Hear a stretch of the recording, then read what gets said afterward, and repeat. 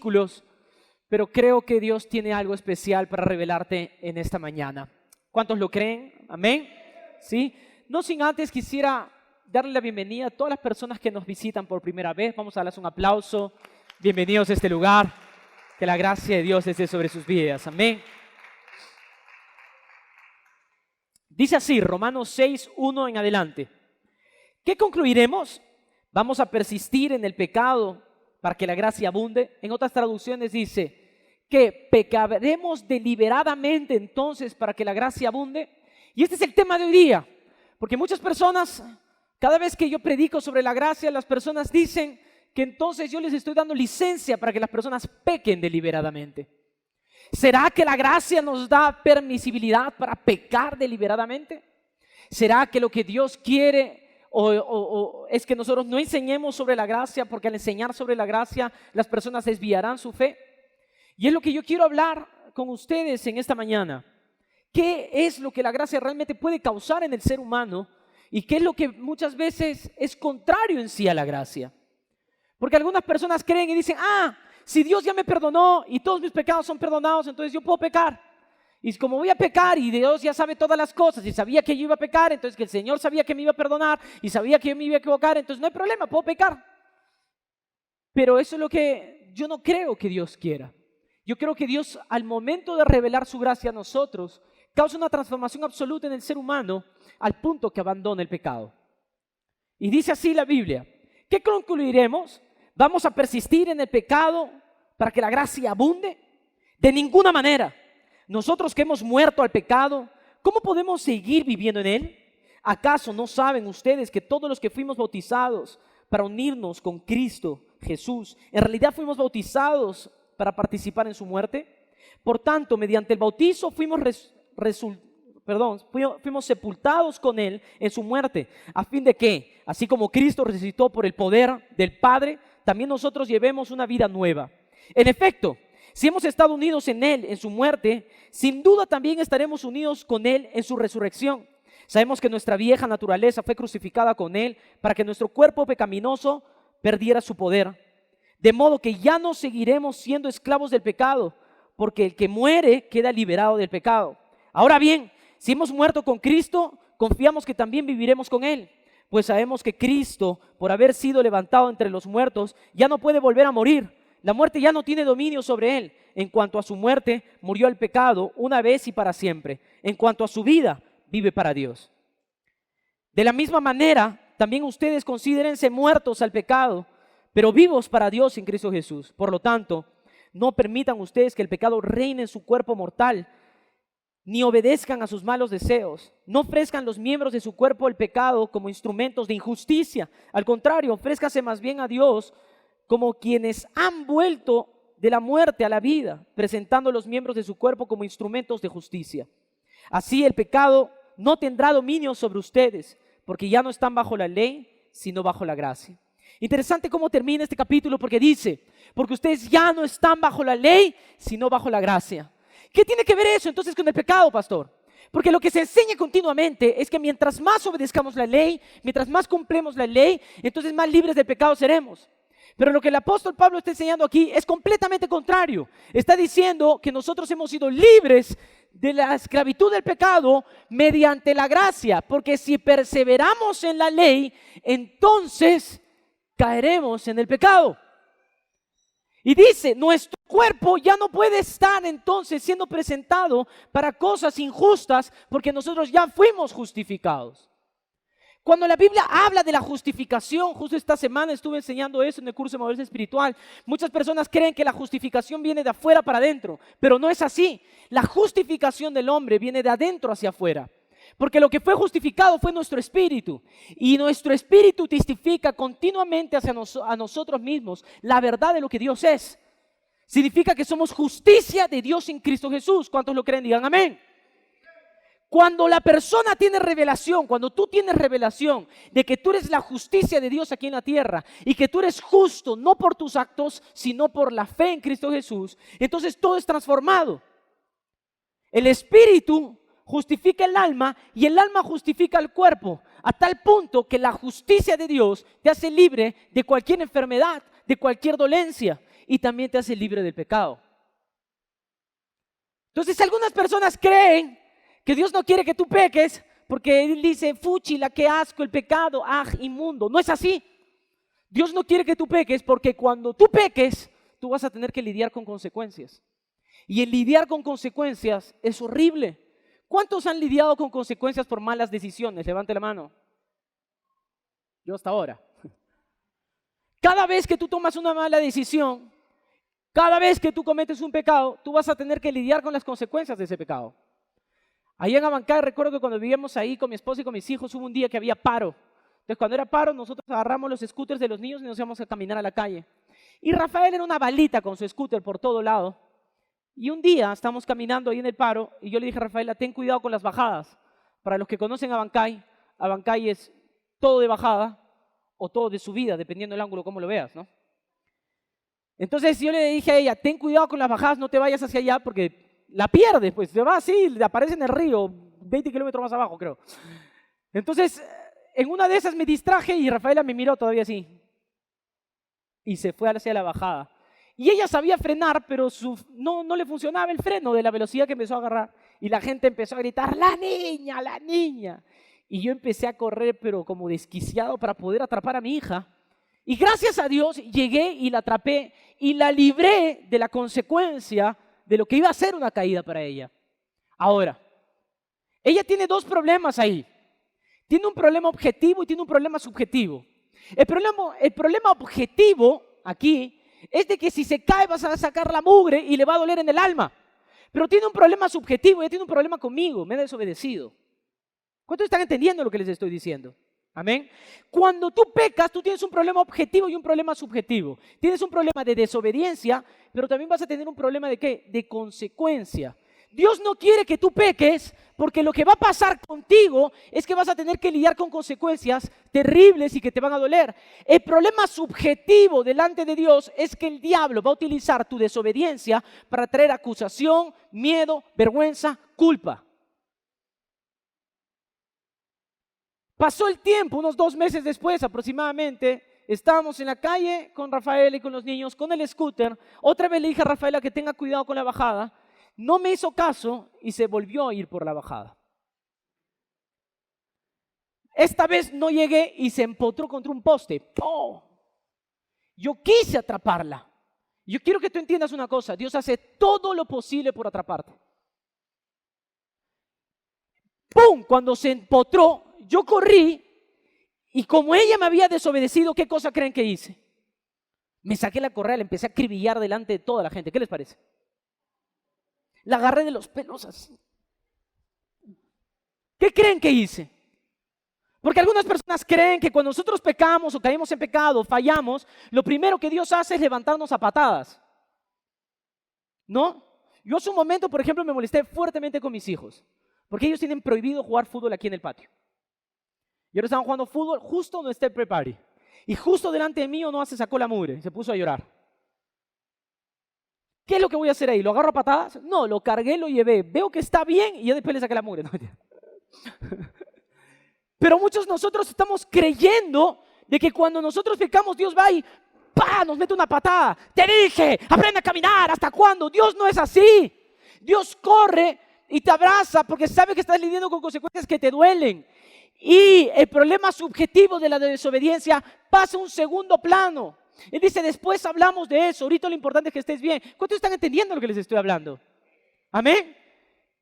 Es importante el poder entender cómo es que opera la justificación de Dios sobre nuestras vidas. Quiero hacer una pregunta. ¿Cuántos pecadores hay aquí? Levante la mano. ¿Y cuántos justos hay aquí? Levante la mano. Presta atención a lo que te quiero enseñar aquí, porque lo estoy enseñando todos los fines de semana. Llevamos 2 meses enseñando esto, pero no hay problema, lo vamos a volver a explicar. Necesito 2 modelos. Uno guapo que representa a Dios y otro que representa a la humanidad. Mauricio, ¿puedes representar a la humanidad? No, es broma, es broma. No, pero ven, sí, ven, vas a representar a la humanidad, ya que estás dispuesto y quieres salir de tu sitio. Ok. No ha venido ¿Dónde está mi papi chulo, el Víctor? ¿No vino? Ya, pues que venga su papá.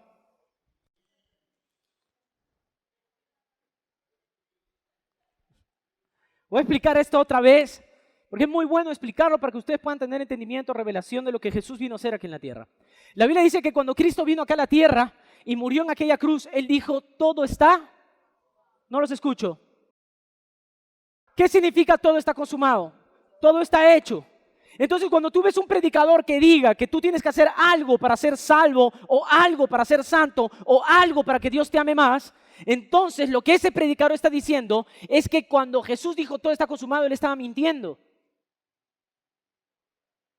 Porque si hay algo más que tú tienes que hacer para consumar lo que Jesús hizo, entonces tú estás diciendo que Jesús no terminó la obra, que le hizo a medias o que le faltó algo. Por ejemplo, cuando tú escuchas esas personas que hablan sobre el purgatorio tiene como fin el pagar aquellas culpas que aún te faltaron pagar. O sea, que lo que Jesús hizo en la cruz no pagó todo. Hay algo que tienes que pagar tú. Eso es lo que están diciendo ellos. Lo que yo quiero que tú entiendas en esta mañana es que Jesús pagó todo. Toda la cuenta está saldada. Cuando tú sirves a Jesús, tú no sirves a Jesús porque tienes una deuda. Tú sirves a Jesús porque te sientes amado por Él. ¿Cuántos dicen amén a eso? Entonces yo no estoy aquí porque estoy endeudado con Jesús. ¿Sabes qué? Yo estaba metido en el sicariato, era un maldito de los injertos y por eso. ¡No! Yo estoy aquí porque estoy agradecido y porque me siento amado por Él. Y la respuesta de tanto que me ama es que me enamoré de Él. Al enamorarme de Él, quiero servirlo. ¿Cuántos están entendiendo lo que les estoy diciendo? Pero no hay deuda, porque Él pagó toda la deuda. Y no es que Él pagó la deuda y dijo, ahora tú me debes. ¡No! Él te hizo libre aún de la deuda. Él quería que seas feliz. Entonces presta atención. Vamos a suponer que Mauricio representa a la humanidad, ¿ok? Y Alison representa a Jesús. ¿Está bien? Cuando Jesús viene aquí a la tierra, préstame tu cartera, por favor, Alecita. ¿Hay plata? ¿No? ¿No tienes una con plata? Préstame tu mochila. Ya sé que no hay plata, no te preocupes. Vamos a suponer que esta mochila es la justicia, porque Jesús es justo. ¿Cuántos dicen amén a eso? Y vamos a suponer de que esta cartera, la Biblia dice, no se halló hombre justo sobre la tierra. No hay hombre bueno sobre la tierra.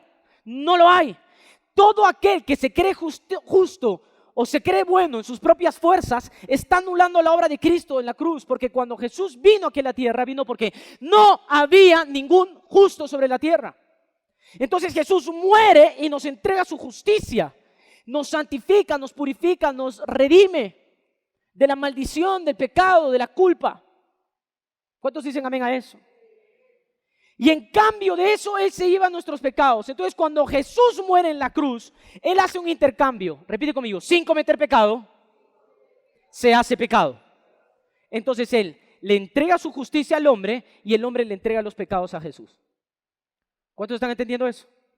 Ahora, este es el hombre y tiene la justicia de Cristo. Dígame, ¿tiene pecado o tiene justicia? ¿Él es un hombre justo o es un hombre pecador?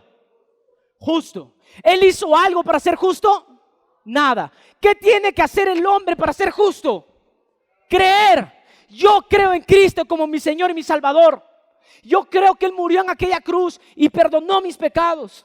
Yo creo que ese día el Señor me hizo hijo, amado y acepto. Desde ese momento yo soy justo. ¿Cuántos están entendiendo lo que les estoy diciendo? Entonces cualquier ser humano en la justicia del hombre podrá decir, pero no has hecho ningún acto de justicia. No son mis actos lo que me justifica, son los actos de Cristo que me justifican a mí. Entonces tú podrás decir, ¿y qué pasó con Jesús? Jesús, al no haber cometido pecado, estos pecados no le causan culpa. Muere y no tiene muerte sobre su vida. Y Él resucita. Al resucitar, la Biblia dice que Él ascendió al cielo, se sentó a la diestra del Padre. ¿Y sabes qué es lo que la Biblia dice? Así como Él es en los cielos, ahora nosotros somos en la tierra. Cuando Dios ve, cuando el Padre ve, ya no ve el pecado que antes tenía. Ahora lo ve y lo ve justo al hombre. Porque la sangre de Cristo nos justifica. Entonces, cuando el Padre nos ve desde los cielos, ya no ve a Mauricio, ve a Jesús. ¿Cuántos están entendiendo lo que les estoy diciendo? Amén. Entonces, ¿de qué trata esto? Presta atención a lo que les voy a decir.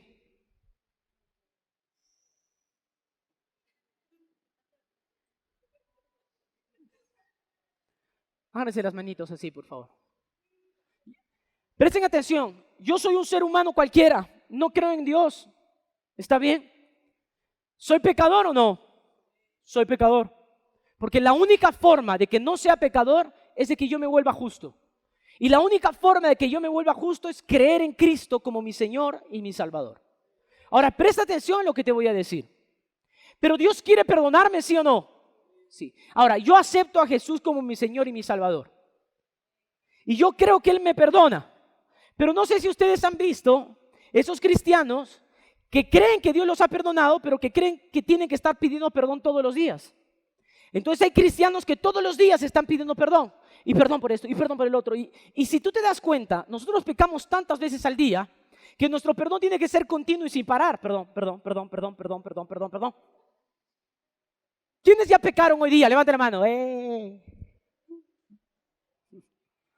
Todos. Levanten la mano todos los que han pecado ya hoy día. Quiero ver porque hay algunos hipócritas que no van a levantar la mano. Oh, Ezequiel, santo y verdadero. Escucha aquí. Entonces algunas personas creen que por cada pecado que uno comete tiene que pedir perdón. Y a mí me dijeron eso, cuando yo me convertí me dijeron, nunca te canses de pedir perdón, pide perdón por cada uno de tus pecados, porque si te mueres con un pecado te fregaste. Entonces yo andaba así como cristiano paranoico. ¿No? Y yo podía estar jugando fútbol y estaba, Señor, perdóname porque acabo de insultar. Amén. Me subí una combi, de pronto subía una mujer, miraba y decía, no, y otra vez, Señor, perdón. Y me habían dicho que tenía que hacerlo y que mi voz se tenía que escuchar, porque si mi voz no se escuchaba, entonces Dios no me perdonaba. Y me pasó una vez, de hecho, lo confieso, ya pasó hace muchos años, no puedo contar sin vergüenza. Estaba en la combi, estaba concentrado, sigan así.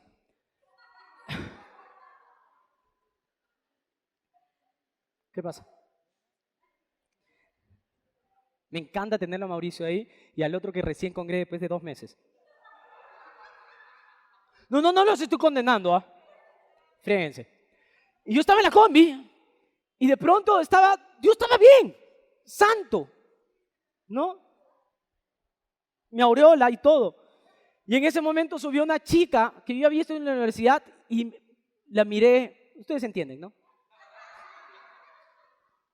Y cuando la vi, yo, no, otra vez no, dije. Y la combi estaba así. Y yo en ese momento dije, Señor, perdóname, porque le vi el trasero a la chica. Y de pronto no me doy cuenta, pero la chica de atrás me escucha. Cuando veo, la chica me mira así, todos me miran así. Y agarré, paré la combi y me escapé de la combi. Imagínense la paranoia religiosa que yo tenía. Es lo mismo cuando tú ves ahora esto del señor de Coyorito y todo ese tipo de cosas que van así, ¿no? ¿Qué están haciendo ellos? Ellos están terminando una obra que Jesús para ellos no terminó. Ellos creen que algo tienen que pagar, una penitencia que tienen que hacer. Pero lo que tiene que hacer el cristiano, el Hijo de Dios, solo tiene un deber. Tú solo tienes una responsabilidad. ¿Cuál es? Creer. Lo único que tú tienes que hacer es creer en Cristo, dice la Biblia. Cree en Cristo, que Él murió y resucitó entre los muertos y serás salvo. Cree en Cristo, que Él te perdonó. Cree en Cristo. La Biblia lo único que te exhorta es cree. Cuando tú crees en Él, tú entras al principio del favor de Dios. Ahí tú entras, un poquito más allá. Por amor a Dios. Entras al favor de Dios. ¿Qué es el favor de Dios? El favor es regalo no merecido. Tú entras a la habitación de lo que no mereces. Cuando tú crees en eso y tú crees que Jesús hizo todo por ti en la cruz y tú crees que todo está consumado, entonces tú vives en la justificación. Yo soy justo por lo que Jesús hizo conmigo en la cruz. En ese momento la justificación está en mi vida. Pero puede ser que como creyente, como cristiano, yo no viva en la justificación, claro, cuando yo creo en mi propia justicia. Cuando yo creo que son mis actos lo que me justifica delante de Dios. Mi comportamiento me justifica delante de Dios. Si hice bien o hice mal, lo que hablé, lo que no hablé, si oré o no oré, si leí o no leí, eso me va a justificar delante de Dios. Mi propia justicia me va a condenar, porque eso es ley. La ley te enseña a justificarte con tus propias acciones. Pero cuando yo creo que Jesús hizo todo por mí en la cruz, entro en el favor de Dios y Él hace todas las cosas. Gracias, chicos. Cuando tú ves el libro de Génesis y vas al jardín del Edén, gracias, chicos. Ya no vuelvas a faltar, ya sabes. Tú te vas a dar cuenta que el hombre ya vivía en la justicia de Dios, pero cuando el hombre peca, el hombre empieza a justificarse por sí mismo. Porque al comer del árbol de conocimiento del bien y el mal, él empieza a decidir qué le conviene, qué es bueno y qué es malo para él. En la independencia de Dios, el hombre, su propia justicia, empieza a vivir bajo sus propias acciones. Ahora ya han visto el resultado. A lo largo de los años, miren cómo está la humanidad, viviendo en su propia justicia. Pero cuando tú crees en la justicia de Cristo, que Él te justificó, entonces todas las cosas funcionan, pero no en tus fuerzas, sino por lo que Él tiene para ti. ¿Cuántos quieren lo que Dios tiene para sus vidas? Levante la mano. Levante la mano. Ahora quiero preguntarles, ¿cuántos de ustedes quieren recibir lo que merecen? Levante la mano. Ah, muy bien. Porque si tú quieres recibir lo que mereces, tú mereces estar solo, abandonado, drogadito, debajo de un puente, preso. Tú mereces lo peor, porque tus pecados te llevan a esa condenación. Pero ¿cuántos quieren recibir lo que no merecen? Levante la mano. Yo no merezco ser amado, no merezco tener una esposa, no merezco tener 3 hijos, no merezco tener iglesia, no merezco trabajo, no merezco... Y Dios me lo da todo. ¿Por qué? Porque Él es bueno conmigo, porque Él me ama. ¿Cuántos entienden eso? Digan amén. El que recibió la gracia, da por gracia y empieza a operar con esa misma gracia con las demás personas. Entonces el que recibió de gracia entiende que ha sido libre del pecado. ¿Qué pues diremos? ¿Perseveraremos el pecado para que la gracia abunde? No, porque el que recibió la gracia dice, ya fui libre del pecado. No necesito el pecado para la satisfacción o para ser feliz. Ahora presta atención aquí. La Biblia dice, Judas capítulo 1 versículo 3.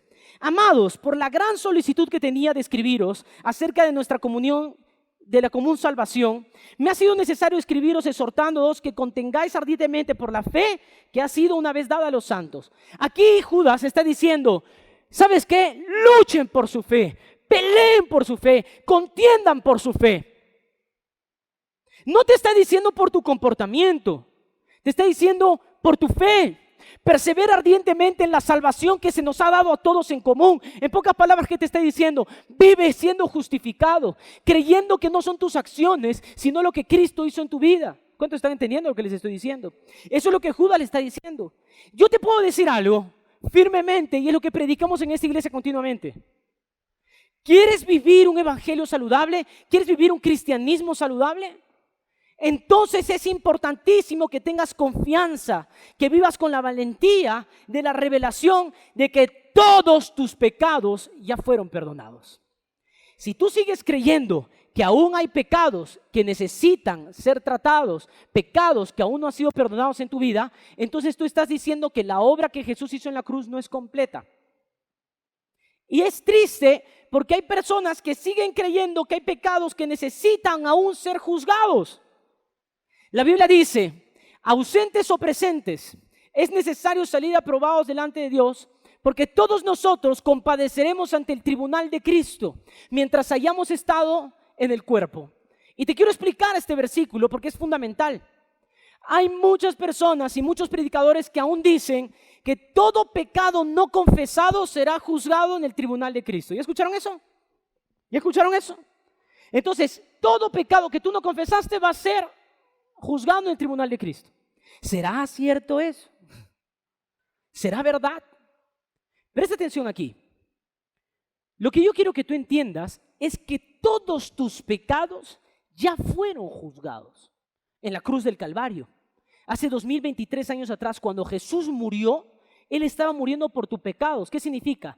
Que todo el juicio, que los pecados que tú habías cometido o ibas a cometer, recayeron sobre Él.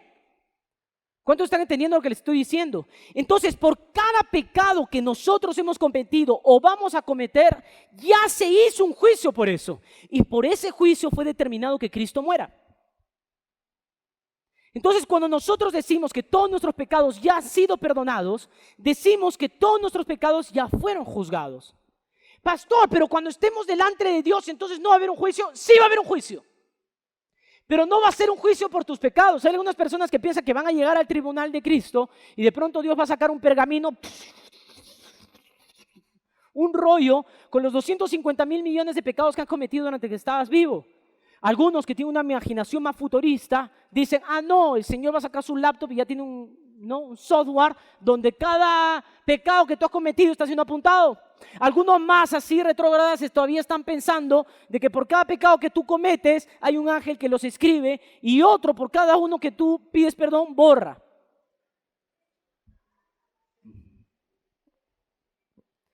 Y no están entendiendo que no importa el pecado ni la magnitud de tu pecado, él ya fue juzgado. Ese pecado ya fue juzgado en la cruz del Calvario. Y por ese pecado, porque estás cometiendo ahora o por el que vas a cometer mañana, Jesús ya murió en la cruz. ¿Cuántos dicen amén a eso? Entonces, no, cuando tú vayas delante del tribunal de Cristo, no van a ser juzgados tus pecados porque ya fueron juzgados. Pastor, pero la Biblia dice que va a haber un juicio. Sí, recuerden lo que dice el versículo. Porque todos nosotros comparecemos ante el tribunal de Cristo y será juzgado lo que hayamos hecho, sea bueno o sea malo, mientras estamos en el cuerpo, en la iglesia. ¿Qué significa eso? Dios te va a dar una dosis de gracia. Cada uno de nosotros nos da una dosis de gracia. Y lo que Dios va a juzgar ese día es ¿qué hiciste con la gracia que yo te di?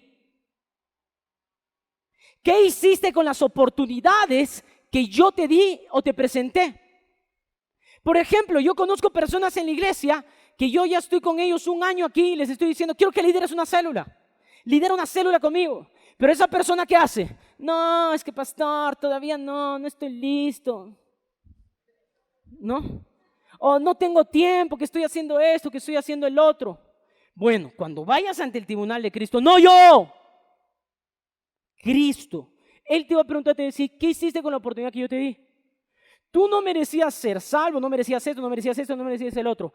Te di una dosis de gracia para que puedas compartir y lideres una célula y no quisiste hacerlo. Lo que Dios va a juzgar es eso. Pregunta, escuchen aquí, ¿ese juicio es para salvación? ¿Para qué es entonces? Presta atención a lo que te quiero decir. Cuando tú aceptas a Jesús como tu Señor y tu Salvador, en el mismo momento, en ese instante, la sangre de Cristo es derramada sobre tu vida. Tú eres llamado de justo y eres hijo amado y acepto por Dios. ¿Cuántos concuerdan con eso? Digan amén. En ese mismo instante, entonces, ya está resuelto contigo el tema del infierno. Porque el infierno es para aquel que no cree en Cristo como su Señor y su Salvador. Y aquí yo quiero aclarar algo. Existe un pecado que no es perdonado, solo uno. ¿Cuál es? ¿Cuál es? No creer en Cristo como tu Señor y tu Salvador. Y eso es lo que la Biblia dice, blasfemia contra el Espíritu Santo. Cuando uno no cree en Cristo como su Señor y Salvador, ese es el único pecado que te va a condenar al infierno. ¿Cuántos dicen amén a eso? ¿Amén? ¿Se entendió? Ok.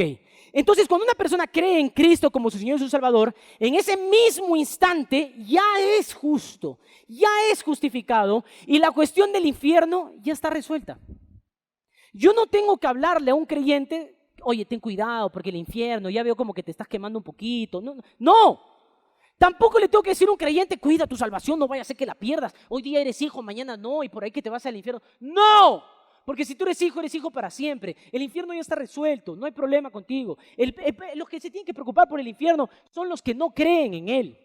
¿Amén? Ahora presta atención aquí. Como el infierno ya está resuelto y la Biblia dice que va a haber un juicio, ¿para qué va a ser ese juicio? Ese juicio que va a haber allá, para que Dios realmente juzgue qué hicimos con la gracia que nos fue dada, va a ser para ver si reinamos con Cristo o no reinamos con Cristo. Porque va a haber un reino de 1000 años, donde Jesús va a venir aquí a la tierra y va a reinar con aquellos que son vencedores, con aquellos que administraron correctamente la gracia que se les fue dada. El apóstol Pablo dijo, y la gracia no ha sido vana para conmigo, más yo he tomado esa gracia y dice, y he llegado a ser el mayor de los apóstoles. ¡Wow! Lo que la gracia tiene que hacer en tu vida es una transformación de crecimiento y de madurez, no de pecado, sino de transformación en el ser humano. ¿Cuántos están entendiendo lo que les estoy diciendo en esta mañana? ¿Se está entendiendo? ¿Sí? Christopher, ¿me entiende? ¿Me entiende? Perfecto. Es fundamental y la clave para vivir un cristianismo feliz, alegre y libre, de tener revelación de que ya fuiste perdonado. Pero si tú sigues creyendo de que todavía no has sido perdonado o que sigues siendo culpable, entonces vas a vivir una opresión continua. Y la pregunta de esta mañana es esa: ¿tienes seguridad de que ya fuiste perdonado? ¿Tienes seguridad que todo fue pagado? Porque si no es así, lo contrario que va a pasar en tu vida es que vas a vivir un cristianismo con culpa, con vergüenza, con miedo, continuamente pensando de que Dios está molesto contigo. Qué feo es sentir que alguien está molesto contigo todo el tiempo. No sé si les ha pasado, pero yo, por ejemplo, yo no quisiera jamás que porque un día le llamé la atención a José Pablo, él piensa que yo todo el tiempo estoy molesto con él. Y yo soy un padre que a mí me gusta jugar mucho con mis hijos. Yo juego mucho con ellos, bromeo mucho con ellos, disfruto demasiado estar con ellos, pero también sé que hay momentos donde tengo que ser serio con ellos y ellos tienen que discernir el tiempo. Entonces, ¿Dios tiene momentos donde nos habla con seriedad? Sí, claro. ¿Hay momentos donde juega con nosotros? Por supuesto. ¿Hay momentos donde Él nos abraza? Sí, obvio, porque Él es Padre. Pero no es que Él esté molesto contigo. Hay personas que todo el tiempo creen que Dios está molesto con ellos. Ah, por eso me va mal. Por eso esta semana no tuve trabajo, esta semana no tuve ingresos. ¿Por qué se la agarra conmigo? Él está molesto conmigo. No, Él no está molesto contigo. Es que tú no estás entendiendo que Él ya te perdonó. Cuando Él te ve, no ve culpa.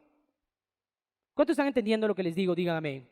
Hebreos capítulo 4, versículo 16 dice: acerquémonos pues confiadamente al trono de la gracia para alcanzar misericordia y hallar gracia para el oportuno socorro. Dios está diciendo que podemos acercarnos confiadamente delante de su trono. Pregunta: ¿te acercas confiadamente delante del trono de Dios? ¿Tienes esa confianza para ir delante de Él? Es interesante porque hoy día vivimos un tiempo en nuestra iglesia donde es el tiempo donde la gente menos lee Biblia y menos ora. ¿Cuántos aquí están en el desafío de la lectura que estamos haciendo de todo el Nuevo Testamento? Levante la mano, por favor. Muy bien, me hace sentir orgulloso. Sigamos adelante. Presta atención a lo que te quiero decir. Hay personas, yo amo cuando las personas vienen y me buscan y me piden consejo. Me gusta dar consejo. Vivo para eso. Y hay personas más que otras que me buscan muy continuamente para pedir consejo. Y está bien, no está mal. Solo que hay un momento donde yo discierno algo que a mí me asusta. Que esas personas, antes de buscar a Jesús, prefieren buscarme a mí. Es ahí donde yo quedo confuso. Porque yo no quiero ocupar el lugar que solo Jesús puede ocupar en tu vida. Entonces hay personas que me llaman y me dicen: tengo un problema con mi esposo, tengo un problema con mis hijos, tengo un problema económico, y yo ya le di un consejo y me está preguntando lo mismo. Y hay personas que tienen esta filosofía: Dios tarda pero llega. ¿Ya han escuchado eso? ¿Están aquí? ¿Ya escucharon eso? Pregunta: ¿Dios tarda? ¿Dios puede tardar? ¿Por qué creemos que Dios tarda? Porque no queremos que Dios nos responda como Él quiere responder. Queremos que Él actúe como nosotros queremos que Él actúe. Y queremos que Él responda como nosotros queremos que Él responda. ¿Sí o no? Y muchas veces, y yo te quiero decir una cosa: el Espíritu Santo es tan poderoso y el poder de Dios en nosotros es tan poderoso que cuando tú le pides algo, le pides una respuesta, Él te responde instantáneamente. Él no demora. Él responde instantáneamente. El problema tampoco está en que no entiendo. El problema es que no te da la gana de entender porque tú quieres otra respuesta. Entonces es como que tú le digas: Dios, siento aquí que no soporto a mi marido, quiero que se muera, que le caiga una piedra en la cabeza, no lo sé, no lo soporto. Y tú quieres que Dios te diga: sí, te entiendo, es insoportable, no te preocupes, yo voy a organizar algo para matarlo pronto. Tú crees que Dios te va a responder así y de pronto Dios te dice: tienes que aguantarlo, como yo te aguanto a ti. Y tú: no, yo soy puro, sin mancha. Y de pronto Dios agarra y te dice: ve y abrázalo. No, está renegando, está gritando. ¿Tú para qué me preguntas? Te dice Dios. Si a la larga vas a hacer lo que se te da la gana. Entonces hay personas que siempre están preguntando cosas, aunque saben la respuesta. Porque la Biblia dice que el Espíritu habla a nosotros y nos conduce por la verdad. Y tú sabes que cuando no soportas a tu esposa y la quieres ahorcar y la quieres matar, que el Espíritu Santo te está diciendo, abrázala, ámala, compréndela, entiéndela. Y tú, no, ese no es Dios, ese no es Dios. Y llamas al pastor, pastor, me está pasando esto. Y estás esperando que el pastor te diga, no, déjala, vete. ¿Sabes qué? No, yo tampoco la soporto a tu mujer. No. Pero cuando el pastor te dice, ora, ay. Entonces no te gusta que el pastor te diga, ora. ¿Pero qué debes hacer? Debes orar. Porque cuando tú oras, no es que tú oras y cuando tú oras, los ángeles bajan y tocan a tu... No, cuando tú oras, tú te rindes a los designios y la voluntad de Dios. Entonces cuando tú oras, te vuelves más paciente. Cuando tú oras, te vuelves más amable. Cuando tú oras, eres más empático con el dolor de la gente. Eso es lo que pasa cuando tú oras. Entonces, por ejemplo, el día de la mañana me pasó eso. Hay unos hermanos que me llaman siempre para preguntarme y decirme, y me dicen así, ya este hermano ya se ahorra de decirme que tiene un problema con su mujer. De frente me dice, ayuda.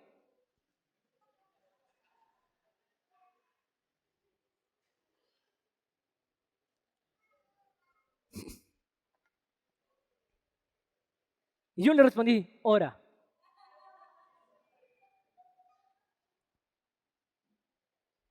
¿Qué quieren que haga?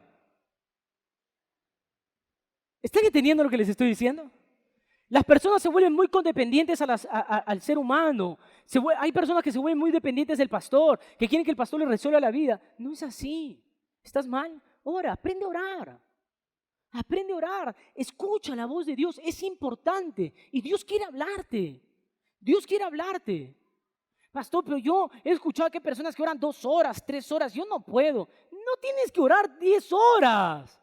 Empieza con 2 minutos, después se van a volver en 5, después en 10, después en 15, después en 20. Después vas a tener el placer de estar 1 hora en su presencia y ni cuenta te vas a dar de lo que estás haciendo. Pero empieza. Hay personas, estoy en crisis, me quiero morir. Pastor, ¿qué? ¿Qué? No es mi culpa, estoy igual que tú tal vez. Lo más probable. Pero oro. Cuando no puedo más, cierro la puerta de mi cuarto, doblo mi rodilla, Dios, ayúdame, porque no puedo. No soporto esto, no soporto el otro, no soporto a mi esposa, no soporto a los hijos, no me soporto. Y ahí Dios trae consuelo, me habla. Abro la puerta, la veo a mi esposa, ya la abrazo, ya no la quiero matar. ¿Entienden lo que les digo, no? Porque Dios opera en el ser humano cuando Él busca. La Biblia dice, acercándonos pues confiadamente. Puedes tener confianza. Hay personas que no se acercan a Dios porque dicen, no, me va a condenar porque esta semana he pecado, porque ayer mentí, porque ayer robé, porque ayer hice. Entonces voy a entrar a la presencia de Dios por ahí que... Y no es así. Dios no te va a juzgar, Dios no te va a condenar porque eso ya fue. Dios, cuando la Biblia está diciendo, puedes entrar confiadamente, ten confianza, no te va a pasar nada. Y puedes ir delante del trono de la gracia y dice aquí, para alcanzar misericordia y hallar gracia para el oportuno socorro. Dios quiere socorrerte. Dios quiere estar ahí en tus circunstancias difíciles, en tus problemas matrimoniales, en tus problemas económicos, en tus problemas con tus hijos, en tus problemas de estudio. En todo, Dios es tu socorro. Pero es importante que tú tengas seguridad de que Dios ya te perdonó. Porque si tú no tienes esa seguridad de que Dios te perdonó, cada vez que tú vayas a la presencia de Dios, tú vas a decir, antes de decirle cualquier cosa a Dios, tengo que decirle perdón. No es así. No es así. La Biblia dice que ya fuimos perdonados. Que Él presentó un sacrificio, uno solo y para siempre, dice la Biblia. En el Antiguo Testamento, las personas cometían un pecado y tenían que llevar un animal para ser sacrificado por el sacerdote y la sangre que tenía que ser derramada sobre la propiciación. Entonces ahí Dios ya no veía las tablas en el arca del pacto, sino que veía la sangre que justificaba al hombre.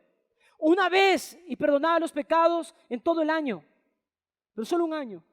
La Biblia dice que cuando Cristo vino, Él se sacrificó por nosotros una vez y para siempre. No hay más sacrificios que hacer.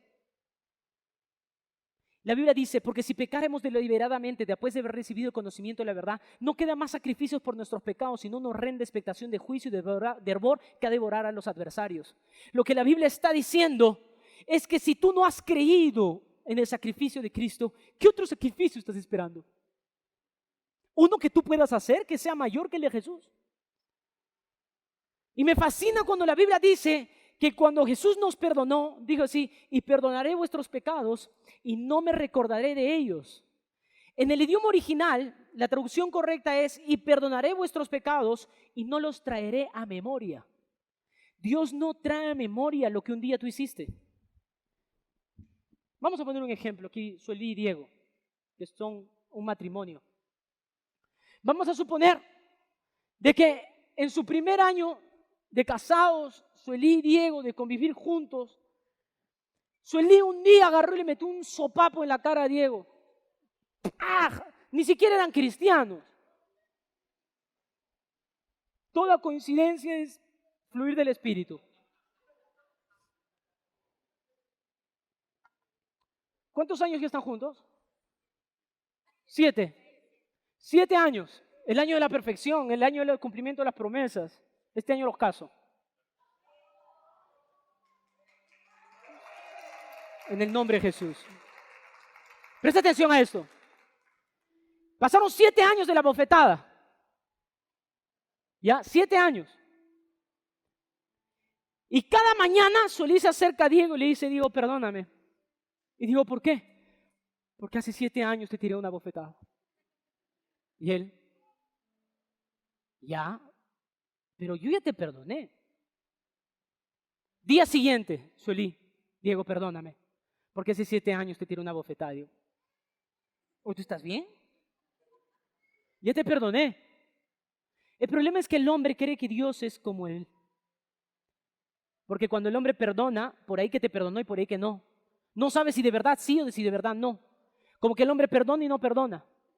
Como que su perdón es a medias. Te perdono pero me acuerdo. Te perdono pero te voy a dar consecuencias todos los días de tu vida, te lo recordaré. Pero Dios no es así. Dios perdona, borra. Y Él dice, y no traeré a memoria vuestros pecados por amor a mí mismo. Porque tú no puedes convivir con una persona que te trae a memoria tu pecado todos los días. De la misma manera, tú no puedes convivir con una persona que te pide perdón todos los días por algo que tú ya perdonaste. Y es lo que Dios te está diciendo. Oye, yo ya juzgué tus pecados hace 2023 años atrás. Todos tus pecados ya fueron juzgados, ya fueron perdonados, ya fuiste limpio. No hay nada de perdón, no hay nada de condenación sobre tu vida. Pero tú, Señor, perdóname porque hace 5 años. Cállate la boca, da gracias. Pastor, entonces, ¿tenemos que pedir perdón por los pecados?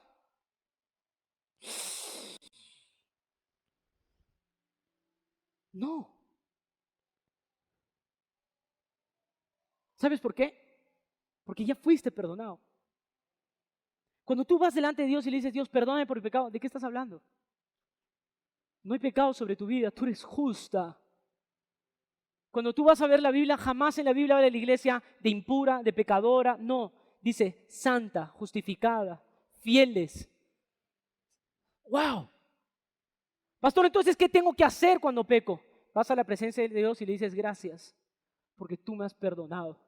Y toda mi culpa te la has llevado. No puedes, estás lidiando con un pecado que no estás pudiendo vencer. Dile, Padre, tengo un problema. Hay un pecado que me visita continuamente, que me hace flaquear y me olvida mi posición. Pero no le tienes que pedir perdón. ¿Por qué te perdonó? ¿Cuántos están entendiendo lo que les estoy diciendo? Hola.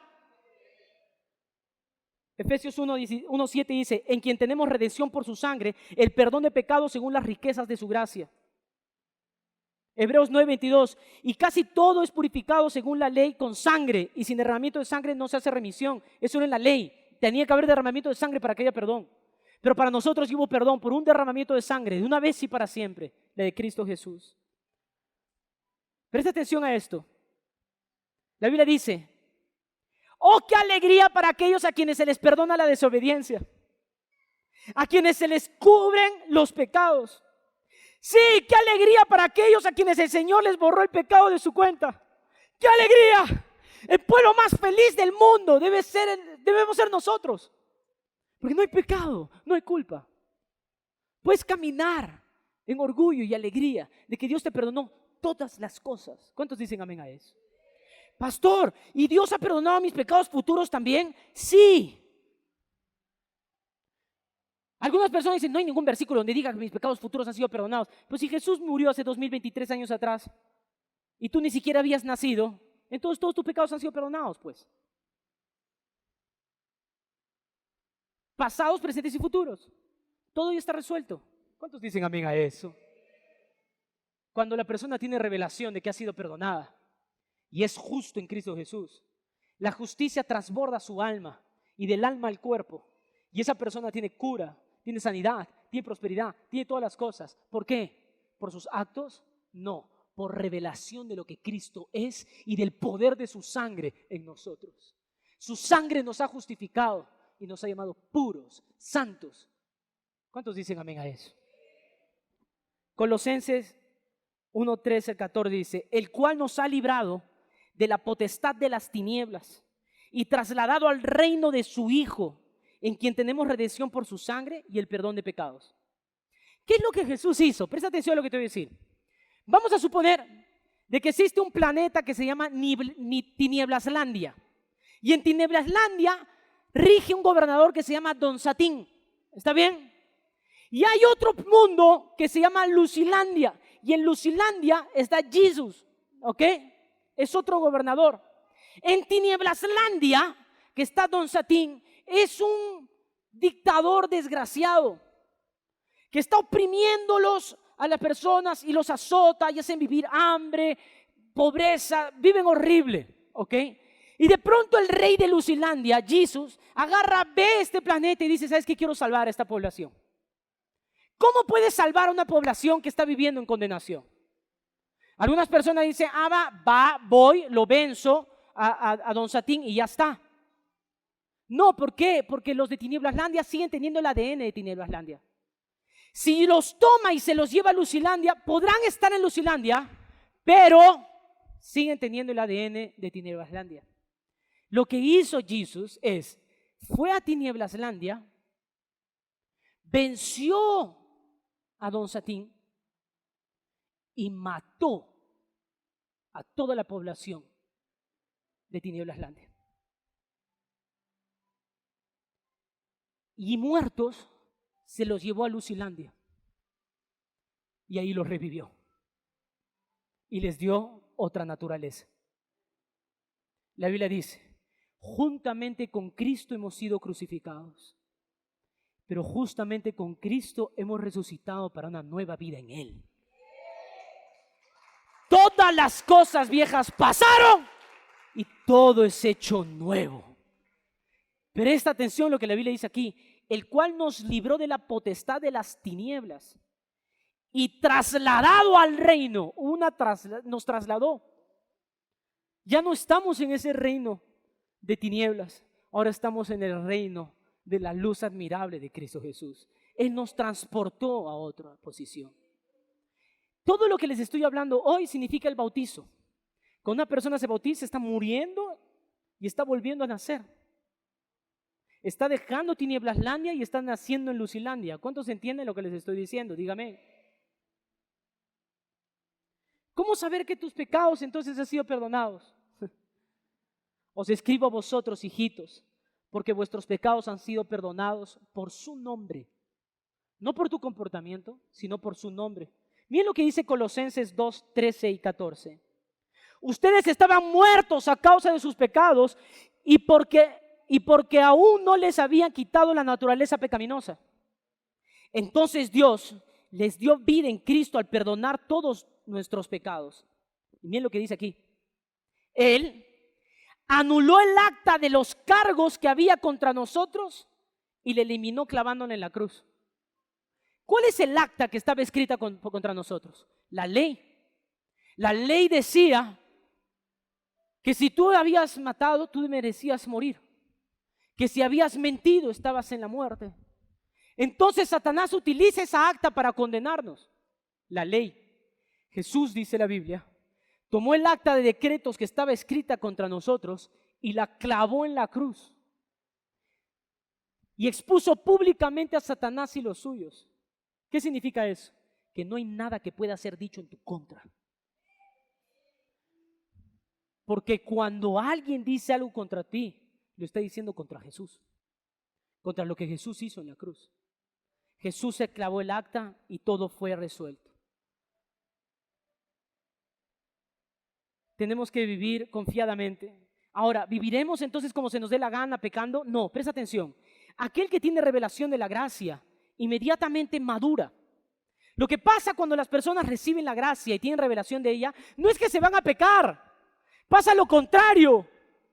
Se sienten agradecidos, se sienten amados, abandonan el pecado. Y mira lo que la Biblia dice: ninguno tenga en poco su juventud, sino sea ejemplo a los creyentes en palabra, conducta, amor, espíritu, fe y pureza. Cuando una persona recibe la gracia, recibe un senso de responsabilidad en su corazón. Decir, se me ha dado tanto, de la misma manera voy a otorgar a las demás. No puede ser que yo reciba tanta gracia y yo condene a la gente. Si Dios ha sido tan bueno conmigo, ¿quién soy yo para condenar a los demás? Y eso me lleva a madurar, a ser ejemplo en mi conducta, en mis comportamientos, en amor, en espíritu, en fe. La gracia no te va a llevar a pecar. La gracia te lleva a madurar, te lleva a amar genuinamente. Yo quiero que hoy día, en esta mañana, tú tengas revelación de que todos tus pecados han sido perdonados, que puedes entrar confiadamente delante del trono de la gracia de Dios, que no hay culpa impuesta sobre tu vida. Y yo estaba meditando, yo decía, Dios, y les confieso que hoy día, antes de subir aquí, hoy día en la mañana compartí esta palabra en la experiencia de las 8, pero les confieso que antes de subir, ahora, estuve a una pizca de cambiar la prédica, porque siento de parte de Dios compartirles mi libro favorito en la Biblia. Espero que me den 5 minutos más. ¿Tienen 5 minutos más? El mayor ejemplo para mí de perdón genuino es el que yo les quiero compartir. Cuando una persona ha sido perdonada realmente por Dios, genuinamente perdonada, esa persona libera perdón también de manera automática a las personas. No los está condenando.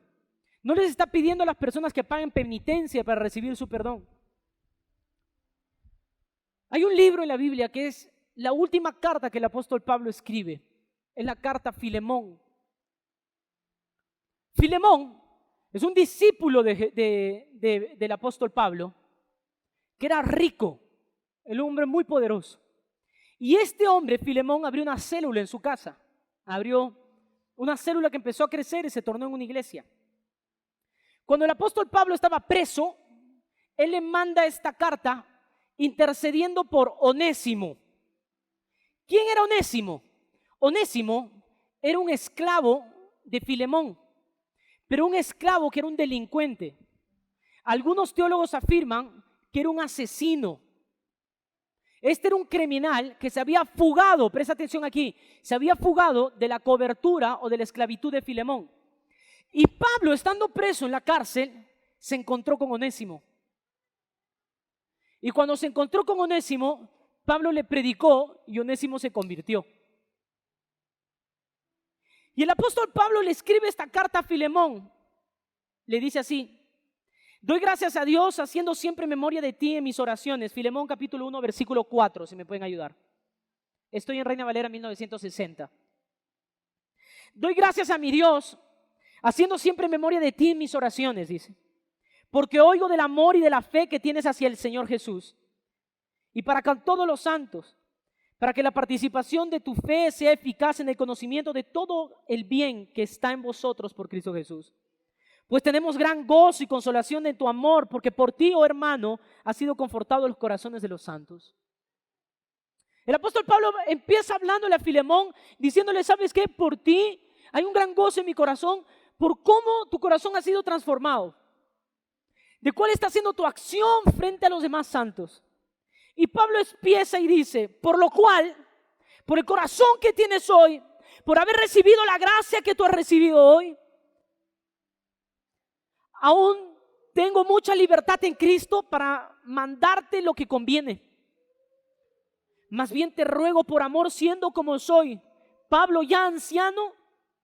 Espera, aquí Pablo ya está anciano y está escribiendo una carta y le dice, oye Filemón, aquí no te está hablando un chibolo de 19, 20 años.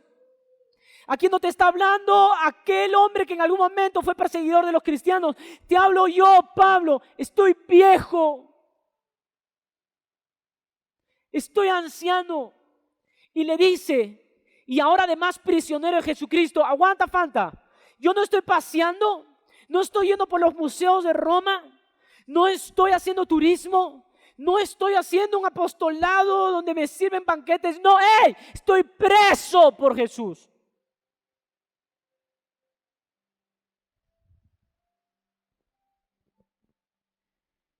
Te ruego por mi hijo Onésimo.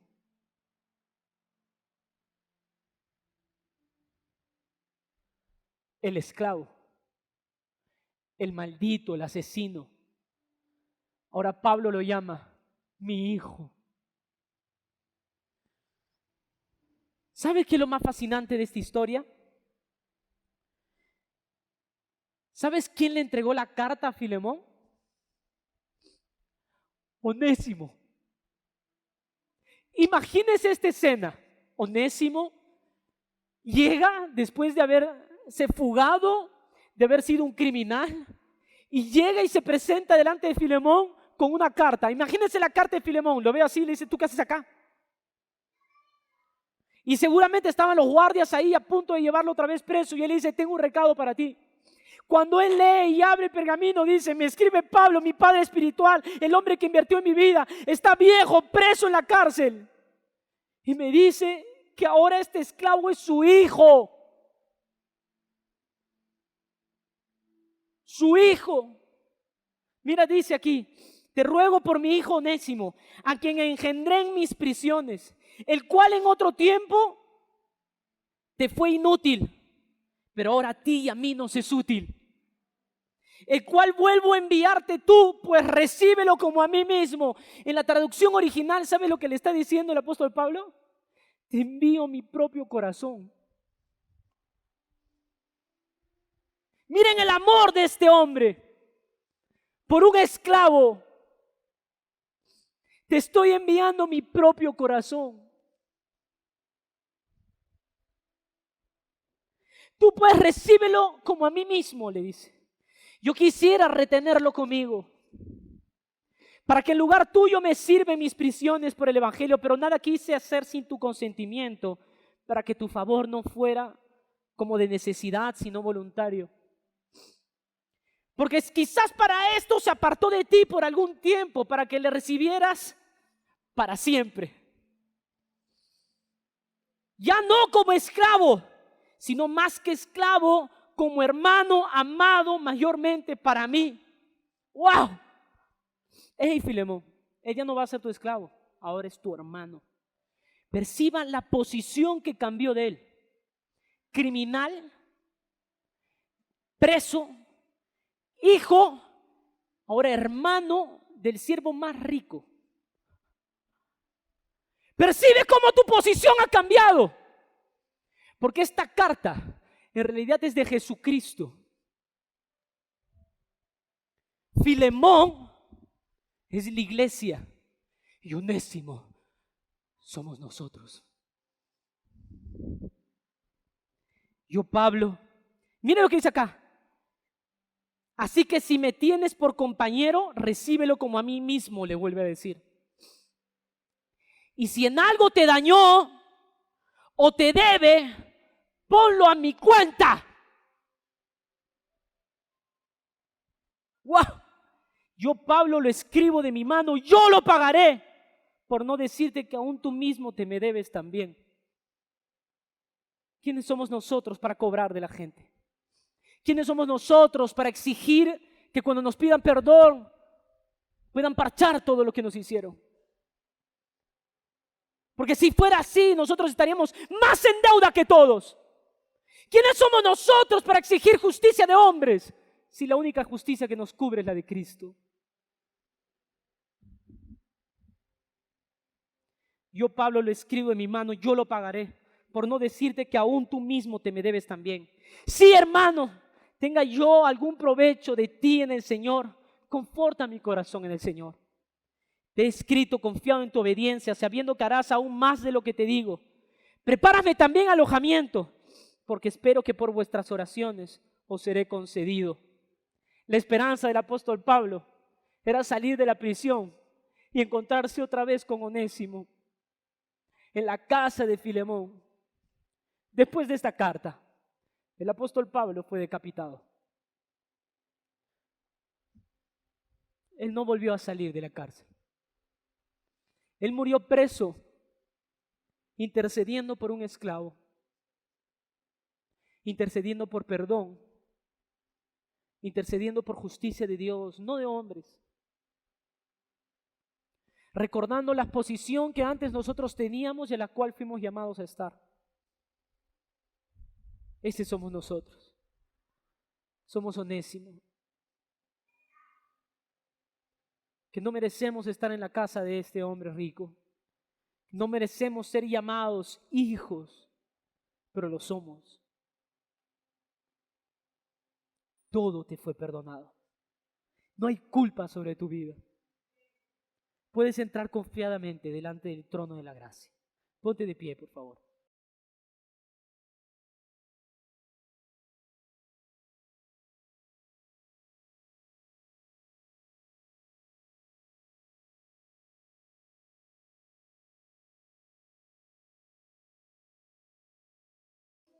Puedes cerrar tus ojos. Dile gracias, Jesús, porque yo soy Onésimo. Yo soy ese Onésimo.